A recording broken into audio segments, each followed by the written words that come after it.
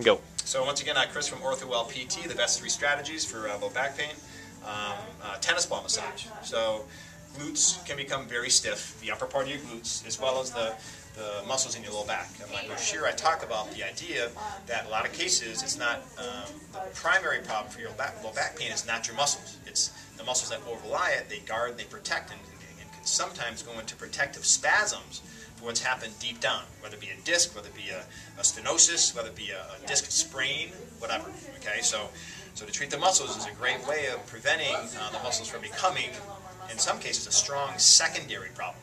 Okay, and working the muscles is great for desensitizing the tissues in general, for desensitizing the whole pain syndrome as it presents itself, and of course, good circulation and providing that good healing stimulus to the tissues. Okay, so when it comes to your glutes, upper glute, 1 tennis ball.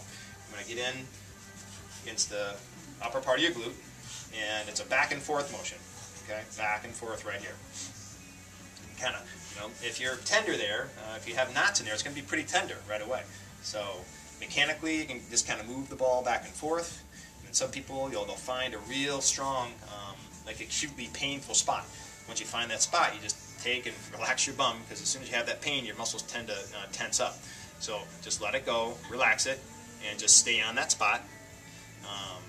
10 being the worst, 0 being nothing. It's okay to have like an 8 out of 10 pain doing this, because if it's a trigger point, it's going to be sore. So I've got my pressure against that. I'm maintaining an 8 out of 10 pain. I'm not pushing anything more, and it might take anywhere between like 30 seconds and maybe upwards of 2 minutes for this to release. Okay, so, and as I'm sitting here, it started at probably about a 6. Now I'm down to like a 3. How quickly it happens for you just depends on how sensitive that knot is.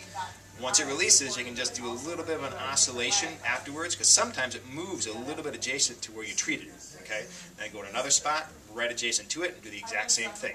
Okay, and then afterwards oscillate back and forth. And afterwards, you can just get in and work back and forth throughout the whole glute area.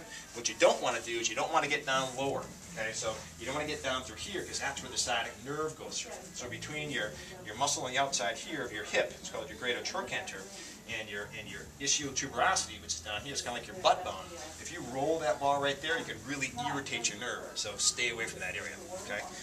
When it comes down to the low back, take 2 tennis balls. You can put some tape around it, the center part, to hold them together, and then some tape around it perpendicular to that to hold and create this little effect. Okay.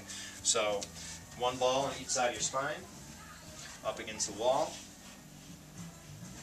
Okay, and then you roll. Okay, what I like to have people do is start lower and just small little oscillation. Okay, could be 10, 20 times up and down. Some people who are stronger in their quads will just do a big broad squatting motion. And then you find a spot where it's a little bit more tender. Certainly get in there and be a little bit more therapeutic with your pressure. And you can certainly do this hold thing here. It's just harder with the 2 tennis ball technique. But some people just same idea, just hold right there and good breathing for 30 seconds to 2 minutes and wait for that release to occur in the muscles. And I think that's good. I think we hit it off. Okay, thanks.